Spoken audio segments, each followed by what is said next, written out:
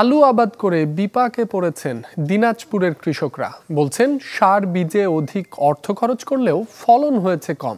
আবার ব্যবসায়ীদের সিন্ডিকেটে মিলছে না কাঙ্ক্ষিত দাম। লোকসান এড়াতে দাবি জানালেন বাজার তদারকির।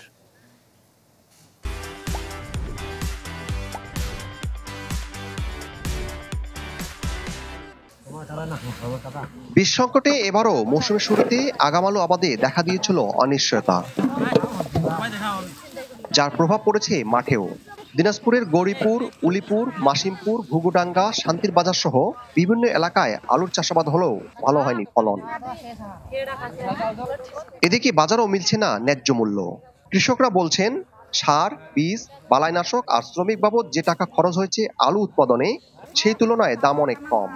সারের দাম বেশি, বিষের দাম বেশি, তাতে আমাদের বহুত লস। বিঘায় 1 বিঘা মাটিতে 40,000 টাকা 50,000 টাকা করে লস খরচা।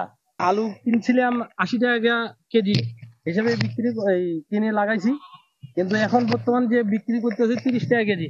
এখন এই আলুর টাকাগুলো মাসের কাছে নিয়েছি, কিন্তু আমার তো এই এখন দেনা আমি কিভাবে শোধ করব?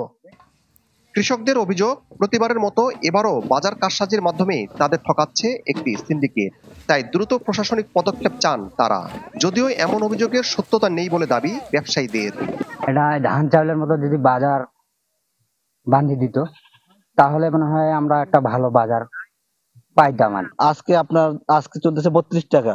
কালকে সকালে একটা কৃষক আলু তুললো, এই আলুটা কালকে 10টার সময় যদি শুনে যে আমার আলু 25 টাকা কেজি, কৃষকের করার কিছু থাকবে না, কারণ ওকে দিতেই হবে আর কি। ফলন বেশি হইতেছে, মনে করেন যে তারা 10 বস্তা কিনছিল, এখন তাদের হচ্ছে 40 বস্তা। এইভাবে তাদের আর কি লভ্যাংশটা এদিক থেকে বার হয়ে যাচ্ছে। কৃষি বিপণন অধিদপ্তর বলছে এবারে যে দামে আলু বিক্রি হচ্ছে তাতে লোকসানের কোনো সুযোগ নেই। হিসাব করলে দেখা যাবে যে আলু উৎপাদনে কোনো লস নেই। কৃষকরা ঠিকমতো তাদের হিসাবটা রাখে না দেখে তারা মনে করে যে তাদের আলুর লস। আসলে আলুর এই মুহূর্তে নয়, কারণ গত বছরে আলুর কস্ট অফ প্রোডাকশন ছিল 12 টাকা থেকে 14 টাকা। এবছরে আলু প্রোডাকশন যেহেতু এখন পর্যন্ত কৃষক বিক্রি করছে 30 থেকে 35 টাকা 40 টাকার মধ্যে।